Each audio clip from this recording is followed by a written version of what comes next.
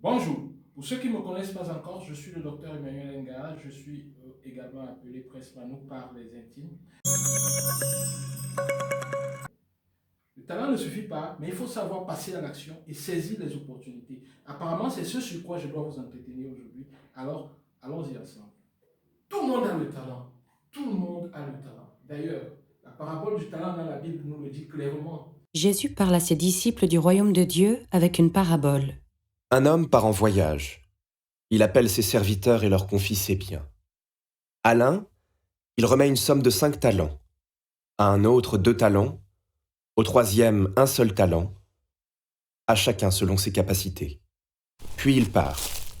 Aussitôt celui qui a reçu les 5 talents s'en va pour les faire fructifier et en gagne 5 autres. De même, celui qui a reçu 2 talents en gagne 2 autres. Mais celui qui n'en a reçu qu'un va creuser la terre et cache l'argent de son maître. Longtemps après, le maître de ses serviteurs revient et il leur demande des comptes. Seigneur, tu m'as confié 5 talents. Voilà, j'en ai gagné 5 autres. Très bien, serviteur bon et fidèle. Tu as été fidèle pour peu de choses, je t'en confierai beaucoup. Entre dans la joie de ton Seigneur. Seigneur, tu m'as confié 2 talents. Voilà, j'en ai gagné 2 autres. Très bien, serviteur bon et fidèle. Tu as été fidèle pour peu de choses, je t'en confierai beaucoup. Entre dans la joie de ton Seigneur. Seigneur, je sais que tu es un homme dur. Tu moissonnes là où tu n'as pas semé. Tu ramasses là où tu n'as pas répandu le grain. J'ai eu peur et j'ai caché ton talent dans la terre. Le voici. Tu as ce qui t'appartient. Serviteur mauvais et paresseux, il fallait placer mon argent à la banque, et à mon retour je l'aurais retrouvé avec les intérêts. Enlevez-lui donc son talent, et donnez-le à celui qui en a 10. À chacun de nous a été remis un talent. Mais à quel camp voulons-nous appartenir? C'est à nous de choisir en passant à l'action, en saisissant ce que nous appelons les opportunités. Mais parlons de la chance se crée. Le destin se fabrique, il se construit. Génétique ou non, il est de telle famille, il y a ceci, il y a cela. Non, tout ça, ça se crée, ça se fabrique. Si vous avez un moral de gagnant, vous pouvez dépasser tout ça très facilement. Parfois, ce sont les pensées limitantes qui nous empêchent de sauter le cap en nous disant non, c'est difficile, c'est compliqué, nous ne pouvons pas y arriver. Mais non, c'est faux. Nous pouvons y arriver si nous sommes déterminés. Premièrement, c'est au fond de nous, nous devons changer quelques habitudes en nous et devenir le winner que nous voulons bien être. Tout cela, c'est une question de stratégie.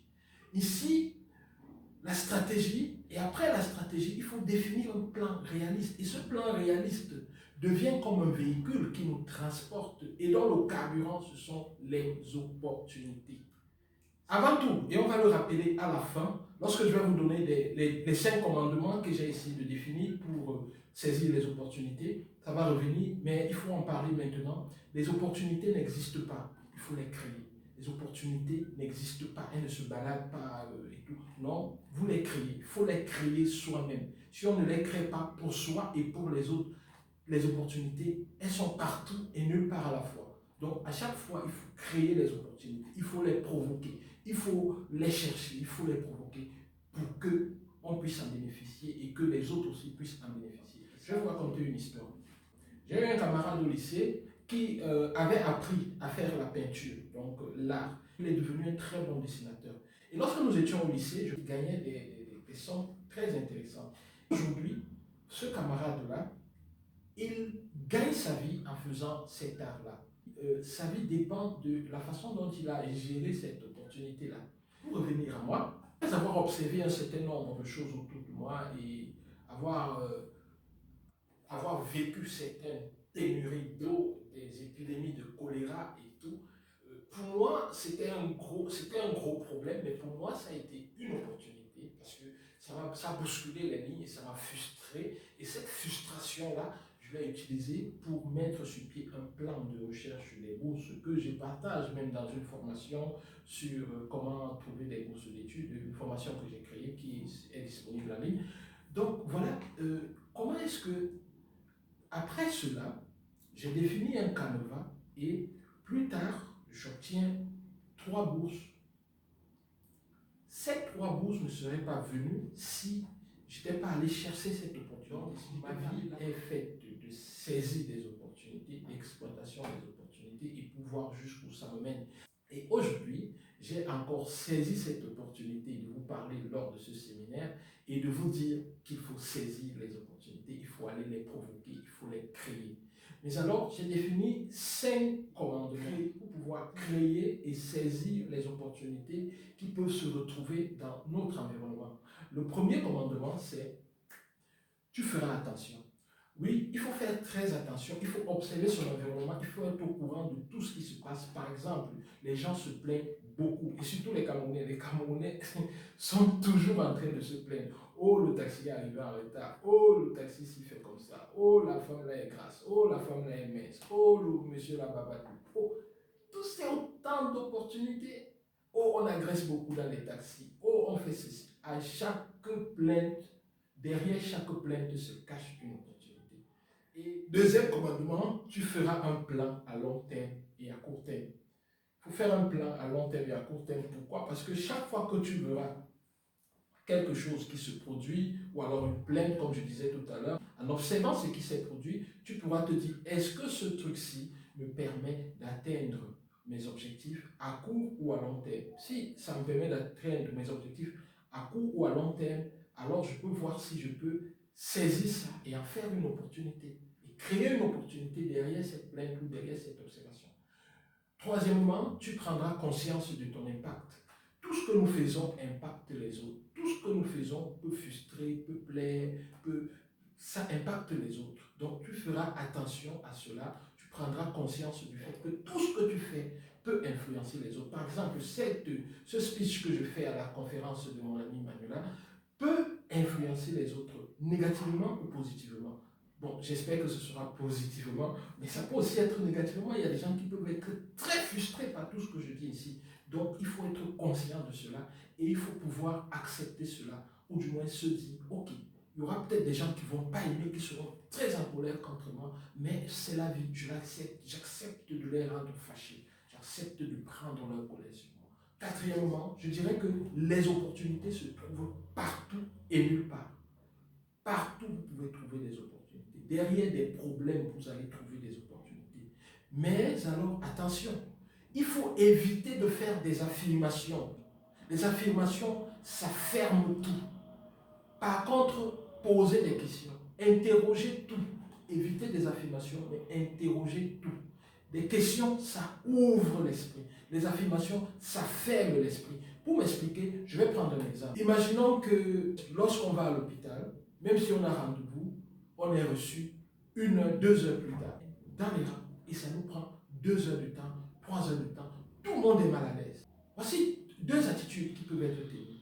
La première attitude, on peut observer ça et dire, oh, toujours des longs rangs, toujours des longues attentes, tu peux même mourir dans les rangs alors que tu as un cas de maladie urgent et tout, il faut bien que tu te consultes, ou alors tu seras en retard à ton boulot, on peut te renvoyer de ton boulot alors que tu étais à l'hôpital pour attendre qu'on te reçoive. Et ça, vraiment, c'est nul, c'est n'importe quoi. Ça, c'est une affirmation.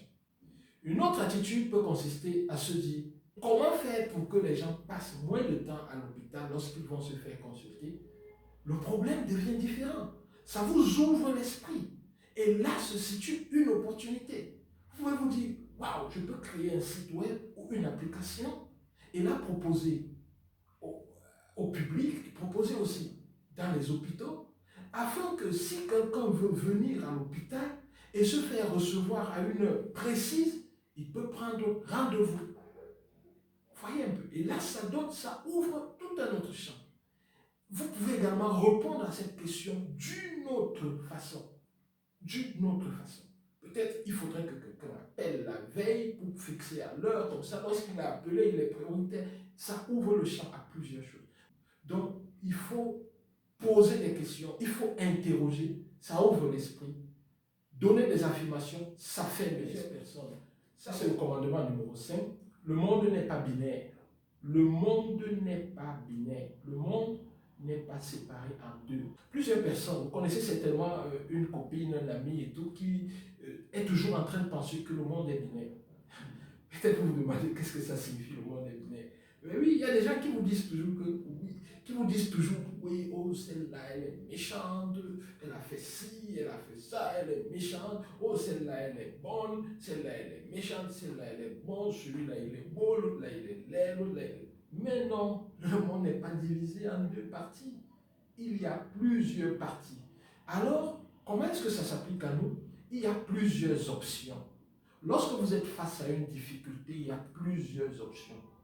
Raison, tort, raison. Non, ce n'est pas toujours comme ça. On peut faire une chose et ne pas avoir tort, ne pas avoir raison. On est juste fait un truc, quoi. Maintenant, et puis, personne n'a tort, personne n'a raison. La fin, c'est quoi? Qu'est-ce que je fais du choix que j'ai fait? C'est ce que j'en fais qui pourrait me donner tort ou raison. Donc, tout cela, en se souvenant de ces 5 commandements, à mon avis, on sera prêt à créer des opportunités et plus encore, à les saisir lorsqu'elles sont créées. Et lorsqu'on crée des opportunités pour les autres, on en crée aussi pour soi. Je vais vous donner un exemple. En juin 2019 de cette année, j'ai organisé un événement business ici à Istanbul. J'ai appelé ça Giga Success Business. C'était comme des opportunités d'affaires que je créais pour les entreprises turques dans le marché africain. Mais vous ne savez pas, aujourd'hui, ce qui se passe, c'est que ces entreprises turques qui m'ont consulté à cause de cet événement, aujourd'hui sont en train de me proposer des choses auxquelles je ne me serais jamais attendu. Plusieurs sont prêtes à m'offrir, ou du moins à offrir à des partenaires que je leur présente comme fiables, des deals sur 6 mois, sur 1 an. Et ça, c'est énorme. Ça, je n'ai jamais vu ça. Voyez. Donc, en créant parfois des opportunités pour les autres, on en crée pour soi. Donc, créons les opportunités, soyons ouverts au partage pour rappeler les 5 règles dont j'ai parlé tout à l'heure. Numéro 1, tu feras attention. Numéro 2, tu feras un plan à court terme et à long terme. Numéro 3, tu prendras conscience de ton impact. Numéro 4, l'opportunité ne se trouve pas, elle se crée. Il faut éviter des affirmations, mais par contre, poser des questions, questionner tout. Numéro 5, le monde n'est pas binaire. Ce n'est pas non, raison ou tort. Non, il y a raison ou tort. Non, tout dépend de ce qu'on en fait. Il y a des choix qu'on fait, par exemple, dans la vie. Je fais un choix. Oh, c'est un mauvais choix, c'est un bon choix. Il n'y a pas de choix mauvais ou bon. Ce qu'on va en faire, vous choisissez votre épouse, ça peut être un mauvais choix, un bon choix, mais si dans le mariage, vous vous comportez bien, vous essayez de définir des priorités ensemble et tout, à la fin, ça peut devenir un mariage fantastique et super envié, et surtout même de ceux qui vous décourageaient le plus. Ça, c'était ma petite contribution à ce séminaire. Je dis merci à la promotrice des ateliers FAYAM qui a bien voulu que je fasse cette intervention. Je dis merci à vous de m'avoir écouté. Je dis merci à tous mes co-panélistes, même si je ne suis pas là présent physiquement, mais je vous promets une chose. Une fois que je viens au Cameroun, nous allons remettre ça. Nous ferons une giga conférence, je ne sais pas où, mais la promotrice des FAYAM nous dira. Et avec certains de vous, nous avons même déjà développé des projets qui sont très très avancés. Et donc, je suis avec vous, je continue la conférence avec vous, et je reste scotché. Je suis présent dans l'absence. Certainement, je suis assis à côté de toi. Regarde là à gauche. Ouais, c'est moi. Bon séminaire à vous tous. Bon dimanche à vous. Et n'oubliez pas de prier pour que le Cameroun reste toujours uni et dans la stabilité. Au revoir et à très bientôt.